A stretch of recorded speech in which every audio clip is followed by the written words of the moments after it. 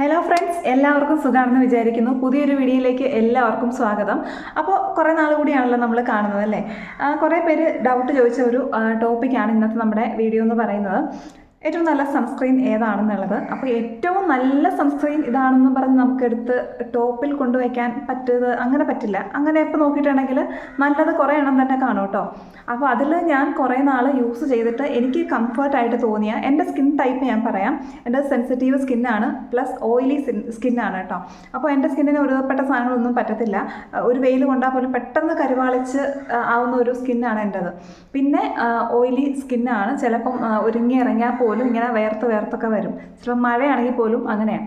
അപ്പോൾ അങ്ങനെ ഒരു സ്കിൻ ടൈപ്പാണ് എൻ്റേത്. അതുകൊണ്ട് തന്നെ ഇങ്ങനെയുള്ള സ്കിൻ ടൈപ്പുകാർക്ക് എല്ലാം ഒന്ന് സെലക്ട് ചെയ്ത് ശ്രദ്ധിച്ച് വേണം എടുക്കാനായിട്ടല്ലേ.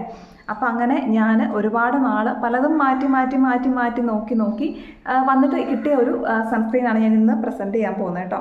UV ഡോക്സിൻ്റെ സൺസ്ക്രീനാണ് കേട്ടോ. ഇതെന്ന് വെച്ചിട്ടുണ്ടെങ്കിൽ ഇത് റേറ്റ് ഇതിന് കൂടുതലാണ് കേട്ടോ. അഫോർഡബിൾ എന്നൊന്നും പറയാൻ പറ്റത്തില്ല. പക്ഷേ ഇത് ഒത്തിരി നാൾ യൂസ് ചെയ്യാനുണ്ട്.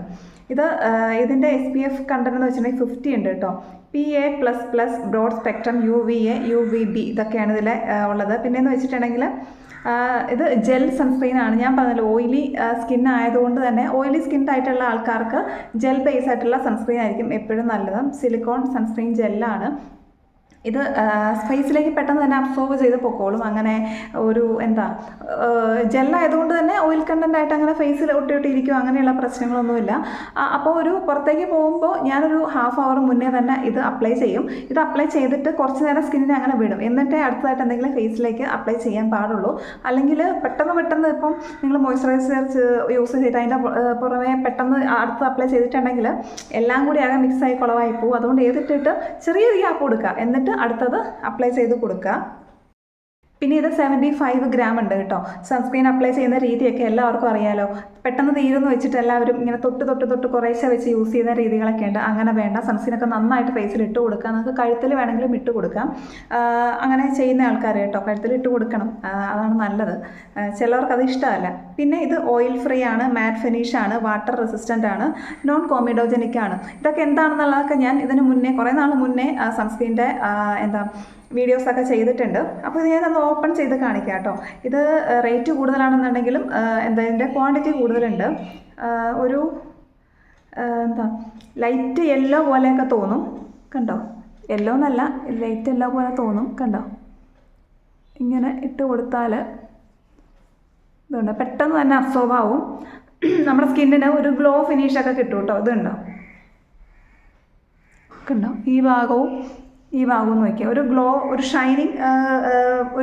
ഷൈനിങ് ആയിട്ട് നമ്മുടെ സ്കിൻ ഇരിക്കും കണ്ടോ. ഈ രണ്ട് സൈഡും ഇരിക്കുന്നത് കണ്ടോ. അല്ലെങ്കിൽ തന്നെ ഓയിലി സ്കിന്നുകാരുടെ, ഓയിൽ ടൈപ്പ് സ്കിൻകാരുടെ സ്കിൻ എപ്പോഴും ഇങ്ങനെ ഒരു ഷൈനിങ് ആയിട്ട് തന്നെ ഇരിക്കും കണ്ടോ, ഇങ്ങനെ ഇരിക്കും.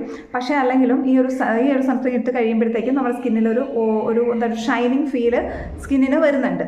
പിന്നെ സ്മെല്ലിൻ്റെ കാര്യം പറയാം. പലർക്കും ഇപ്പോൾ മൈഗ്രെയിനോ സൈനസൊക്കെ ഉള്ള ആൾക്കാരാണെന്നുണ്ടെങ്കിൽ അവർക്ക് എല്ലാ സ്മെല്ലുകളൊന്നും പറ്റത്തില്ല. എനിക്ക് മൈഗ്രെയിൻ ഉള്ളതാണ് വർഷങ്ങളായിട്ട്.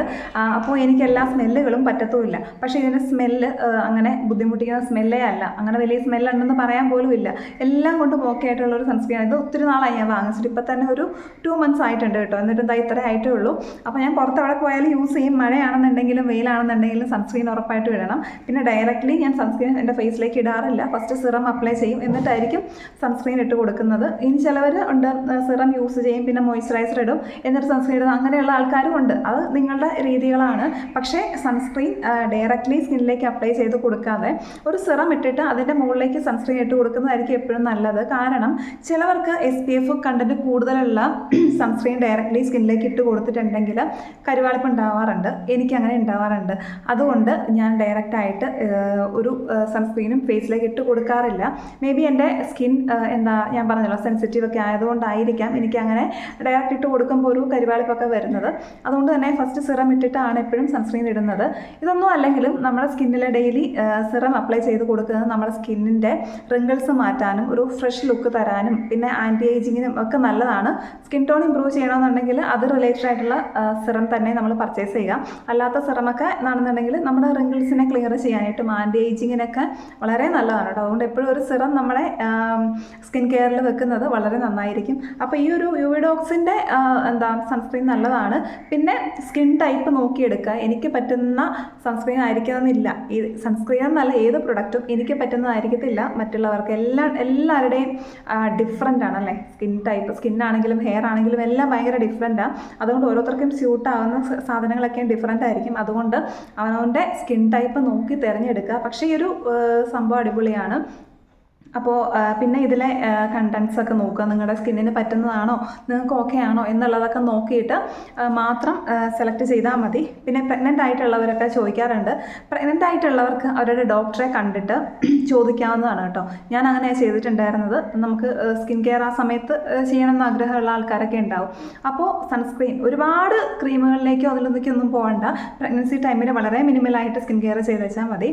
അപ്പോൾ നമ്മുടെ ഡോക്ടേഴ്സ് തന്നെ പറയും, സ്കിൻ കെയർ ഡോക്ടറെ സജസ്റ്റ് ചെയ്ത് തരും. നമുക്ക് അവിടെ പോയി ഒരു ഡെർമറ്റോളജിസ്റ്റിനെ കണ്ടിട്ട് നമുക്ക് ചോദിക്കാം നമ്മുടെ സ്കിന്നിന് എന്ത് പ്രൊഡക്റ്റാണ് യൂസ് ചെയ്യാൻ നല്ലതെന്നുള്ളത് ചോദിച്ച് അങ്ങനെ സെലക്ട് ചെയ്യുന്നതായിരിക്കും ഏറ്റവും നല്ലത് കേട്ടോ. കാരണം പ്രഗ്നൻസിയിൽ ഓരോരുത്തർക്കും ഓരോ രീതിയാണ്, പല ടൈപ്പാണ്. അപ്പോൾ അതുകൊണ്ട് അതും നമുക്ക് ഒന്നും കണ്ടങ്ങ് പിക്ക് ചെയ്യാൻ പറ്റത്തില്ല. പിന്നെ വളരെ കെമിക്കൽ ഫ്രീ ആയിട്ടുള്ള സാധനങ്ങളൊക്കെ യൂസ് ചെയ്യാം. എന്നിരുന്നാലും ഇങ്ങനെ ഒരു ഡോക്ടറെ കണ്ടിട്ട് നോക്കുന്നതായിരിക്കും ഏറ്റവും നല്ലത് കേട്ടോ. അപ്പോൾ ഇന്നത്തെ വീഡിയോ ഇത്രയൊക്കെ ഉള്ളൂ. എല്ലാവർക്കും പറഞ്ഞതൊക്കെ മനസ്സിലായെന്ന് വിചാരിക്കുന്നു. എന്തായാലും ഈ ഒരു സൺസ്ക്രീൻ സൂപ്പറാണ് കേട്ടോ. എനിക്ക് ഒത്തിരി ഇഷ്ടപ്പെട്ടു. ഞാൻ 2 months ആയിട്ട് തന്നെ യൂസ് ചെയ്യുന്നതാണ്.